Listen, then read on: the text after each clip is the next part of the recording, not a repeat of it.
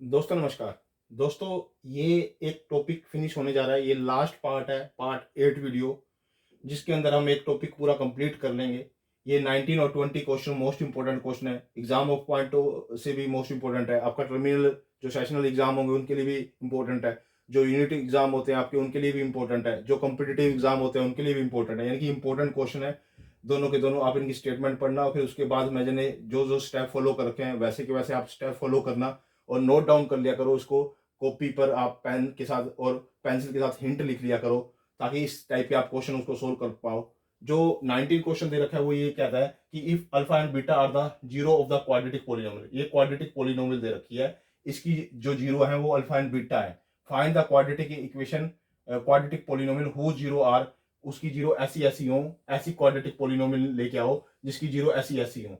अब मेरी इसकी तो जीरो है अल्फा बीटा, अल्फा बीटा मैंने इसका सम ऑफ द जीरो निकाल दिया इस इक्वेशन का, मैंने इस इक्वेशन को लिखा ऐसे कैसे, मैंने सम ऑफ द जीरो निकाला अल्फा प्लस में बीटा। ए के स्थान पर 3 है, बी के स्थान पर -4 है और सी के स्थान पर 1 है। तो अल्फा प्लस में बीटा की वैल्यू होती है -b/में, तो यहाँ से मैंने 4/3 इसकी वैल्यू निकाल दी। और अल्फा डॉट बीटा की वैल्यू होती है c/में, यानी कि 1/3 मैंने इसकी वैल्यू निकाल दी। ये दो वैल्यू निकाल दी मैंने इसकी हेल्प से। अब मेरे पास ये वैल्यू आ गई, अब मुझे निकालनी है इसकी पोलिनोमियल इक्वेशन, इसकी क्वाड्रेटिक पोलिनोमियल इक्वेशन। यानी कि मैं क्या करूंगा, इसका सम करूंगा दोनों का, इनका प्रोडक्ट करूंगा और इस रिक्वायर्ड इक्वेशन में मैं पुट कर दूंगा इस इक्वेशन में। ये इक्वेशन आप जानते हो, मैंने पहले ही बताई है, लास्ट उसमें ही बताई है, एक्स स्क्वायर अल्फा प्लस में beta some of the end product of the.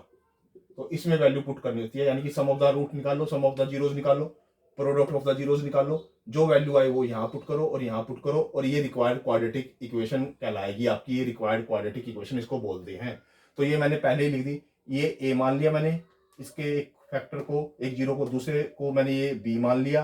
अब पहले मैं इन दोनों का सम करूंगा, सम को मैं एस लेके चल रहा हूँ, एस यानी कि इन दोनों को मैंने ऐड किया, ऐड करने के बाद मैंने इसको सोल्व करने की कोशिश की, तो अल्फा बीटा इसका एलसीएम आ गया, यहाँ पे अल्फा क्यूब आ जाएगा, यहाँ पे बीटा क्यूब आ जाएगा। इस प्रॉपर्टी को मैं पहले बता चुका हूँ, आइडेंटिटी को, इसको मैं इसके बराबर लिख सकता हूँ, यानी कि इसको मैं ऐसा ऐसा लिख सकता हूँ, मैं पहले बता चुका हूँ इसको, मैं इसको ऐसा ऐसा लिख सकता हूँ क्योंकि इसका फॉर्मूला होता है क्या, अल्फा प्लस में बीटा का क्यूब माइनस में 3 alpha beta into alpha plus में बीटा, यानी कि मैं इसको ऐसा लिख सकता हूँ। तो मैंने इसको ऐसा लिख लिया, नीचे अल्फा बीटा ऐसे का ऐसे अल्फा बीटा लिखा मैंने। अब इसकी वैल्यू पुट कर दो, अल्फा प्लस में बीटा की वैल्यू 4/3 मैंने पुट कर दी, 1/3 मैंने इसकी पुट कर दी, 4/3 मैंने इसकी पुट कर दी। इसको सोल्व करने के बाद, कट करने के बाद आपके पास जो वैल्यू आ जाएगी वो 28/9 आ जाएगी। आप इसको सोल्व करना चाहते हो सोल्व कर लो, जैसे 3 से 3 कट जाएगा आपका, इधर रह जाएगा 4/3।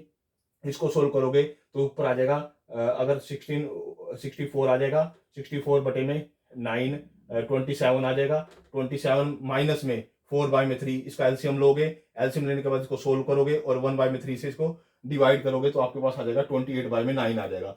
ये 28/9 क्या आ गया, sum of the root and product निकालो, यानी कि इन दोनों का प्रोडक्ट निकालो, इन दोनों का प्रोडक्ट निकालो। मैंने इन दोनों को मल्टीप्लाई किया, मल्टीप्लाई करने के बाद देखो कट करो, इसे बीटा से एक पावर से ये कट गया, एक पावर से ये कट गया, तो अल्फा बीटा आ गया। तो अल्फा बीटा की वैल्यू क्या दे रखी है, 1/3, यानी कि 1/3। प्रोडक्ट ऑफ द रूट क्या आ गया, 1/3, यानी कि 1/3 पुट कर दो प्रोडक्ट ऑफ रूट में।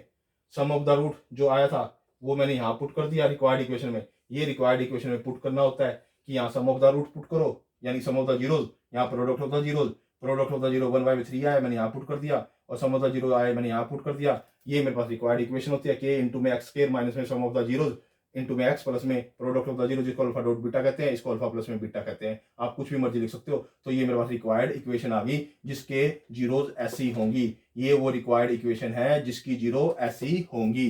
अब 20 क्वेश्चन के अंदर क्या कहता है, if sum of the square, अब इस बात को भूलना मत, sum of the square of the zeros, यानी sum of the square of the zeros, sum of the square of the zeros, ये कह रहा है ऑफ द क्वाड्रेटिक पोलिनोमियल, ये क्वाड्रेटिक पोलिनोमियल है, उसका सम ऑफ द जीरोज 40 है, ये आपको गिवन है, यानी कि ये आपको गिवन है और ये क्वाड्रेटिक इक्वेशन गिवन है। इसकी हेल्प से आप क्या निकालोगे, के की वैल्यू निकालोगे। तो मैंने ये पहले क्वाड्रेटिक इक्वेशन लिखी और जो मुझे गिवन है मैंने ये लिखा, ये दोनों चीजें मुझे क्या है, गिवन है, ये दोनों चीजें मुझे क्या है, गिवन है।